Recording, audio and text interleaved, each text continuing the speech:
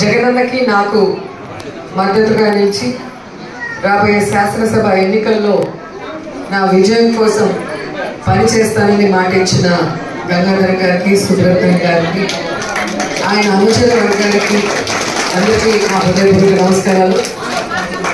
నిజంగా చాలా సంతోషంగా ఉంది. జగన్మోహన్ రెడ్డి గారి నాయకత్వంలో ఒక ఎమ్మెల్యేగా, ఒక మంత్రిగా పనిచేసినందుకు నేను గర్వపడుతున్నాను. ఎందుకంటే ఈ రాష్ట్రంలో పాదయాత్ర ద్వారా ప్రతి కులం, ప్రతి మతం, ప్రతి ఏజ్ గ్రూప్ సమస్యల్ని తెలుసుకొని వాటి పరిష్కారం కోసం జగన్మోహన్ రెడ్డి గారు మేనిఫెస్టోని రచించారు.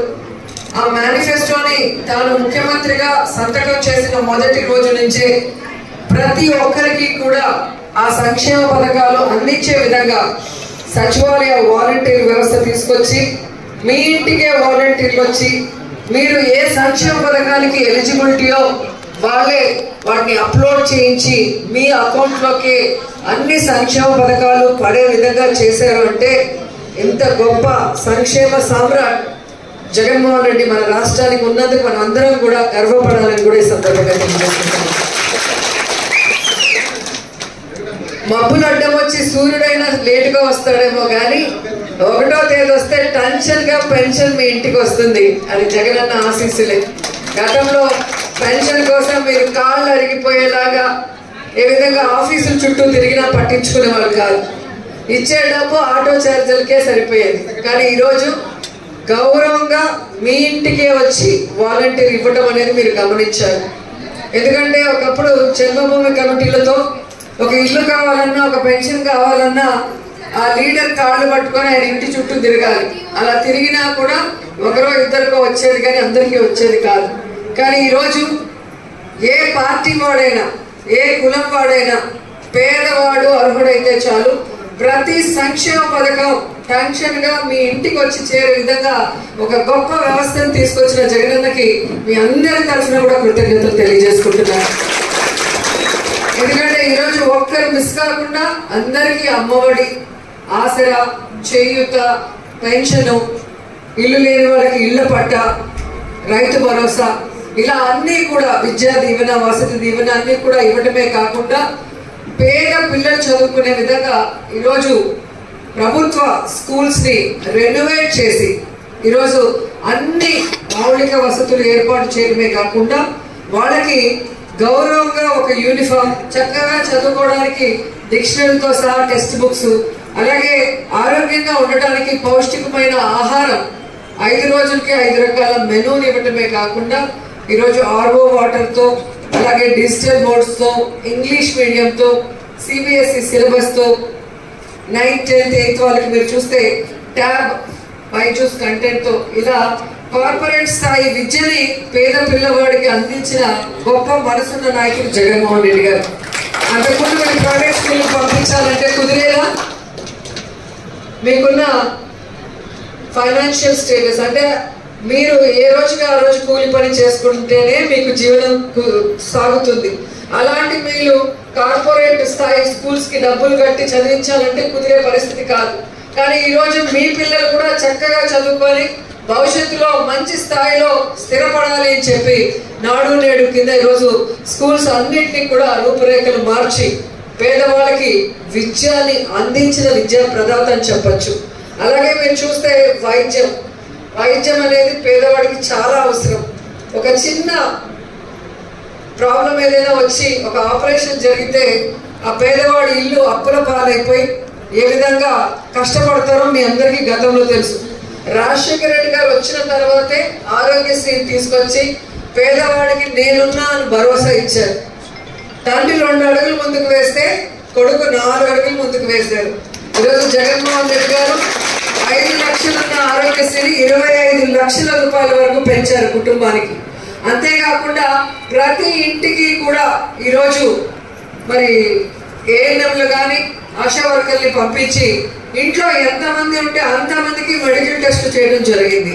అలాగే మీ సచివాలయ పరిధిలోనే డాక్టర్ని, స్పెషలిస్ట్ని పంపించి మీ ఆరోగ్య పరిస్థితి ఎలా ఉందో మీకు వివరించడమే కాకుండా మెడిసిన్స్ తో క్యూర్ అయ్యే వాళ్ళకి మెడిసిన్స్ ఇవ్వడం జరిగింది. ఆపరేషన్స్ చేసుకోవాల్సిన వాళ్ళకి దగ్గరలో ఉన్న మంచి హాస్పిటల్స్, మంచి డాక్టర్స్ ఎవరని చెప్పి వాళ్ళకి చెప్పడమే కాకుండా 104 టోల్ ఫ్రీ నంబర్ పెట్టారు. అలాగే ఆరోగ్యశ్రీ యాప్ ని డౌన్లోడ్ చేసి ఏ విధంగా హాస్పిటల్కి వెళ్ళి ఆపరేషన్ చేసుకోవాలో కూడా మీకు ఒక చిన్న బిడ్డకి నేర్పించినట్టు నేర్పించారు. అంతేకాకుండా ఆపరేషన్స్ చేసుకుని తిరిగి వచ్చిన వాళ్ళు కూలి పని చేసుకోలేక ఆర్థికంగా ఇబ్బంది పడకూడదని ఆరోగ్య ఆసరాలు కూడా అందించిన మనసున్న నాయకుడు జగన్మోహన్ రెడ్డి అని కూడా.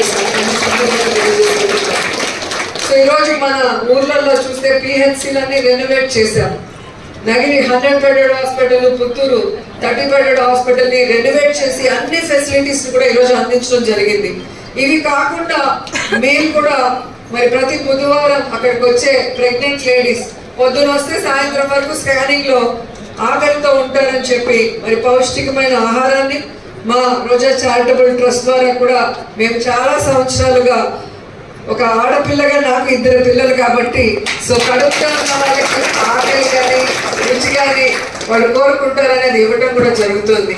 అంతేకాకుండా పేద పిల్లలు ఎవరైనా చదువుకోవాలంటే చాలా మందిని మేము చదివించడం జరుగుతుంది. ఇలా మా వరకు ఎవరైనా వచ్చి సహాయం అడిగితే ఇంతవరకు వాళ్ళకి నో అని చెప్పకుండా చేసుకుంటూనే వెళ్తున్నాం. అదేవిధంగా మీరందరూ కూడా నన్ను 2 సార్లు ఆశీర్వదించారు కాబట్టి నేను 2 సార్లు నగిరి నియోజకవర్గం నుంచి ఎమ్మెల్యేగా గెలిచాను. జగనన్న ఆశీస్సులతో ఈరోజు మంత్రి కూడా అయ్యాను. 3వసారి ముచ్చటగా మీరందరూ కూడా మళ్ళీ ఆశీర్వదించి నేను హ్యాట్రిక్ కొట్టే విధంగా మీరు ఆశీర్వదిస్తే ఖచ్చితంగా జగనన్న ఆశీస్సులతో మరింత సంక్షేమాన్ని, మరింత అభివృద్ధిని కూడా మీకు అందిస్తానని తెలియజేసుకుంటున్నాను. అండ్ ఈరోజు నేను గర్వంగా చెప్పగలను, దేశంలో ఏ ముఖ్యమంత్రి కూడా చేయని విధంగా నా ఎస్సీలు, నా ఎస్టీలు, నా బీసీలు, నా మైనారిటీలు అని చెప్పి మిమ్మల్ని తన కుటుంబ సభ్యులుగా భావిస్తూ మీకు సంక్షేమాన్ని, అభివృద్ధిని అందించడమే ధ్యేయంగా జగనన్న ముందుకు వెళ్తున్నారు. ముఖ్యంగా మీ సామాజిక వర్గానికి చెందిన వనితా మేడంని మొదట 3 ఏళ్ళు మీరు చూస్తే స్త్రీ శిశు సంక్షేమ శాఖ మంత్రిగా పెట్టారు. మళ్ళీ ఇప్పుడు 2 సంవత్సరాలు హోం మంత్రిగా కూడా ఇచ్చారు. ఒక దళిత మహిళకి, మీ సామాజిక వర్గానికి చెందిన వ్యక్తిని హోమ్ మినిస్టర్ ని చేసిన ఘనత కూడా జగనన్నకే దక్కిందని కూడా తెలియజేస్తున్నారు.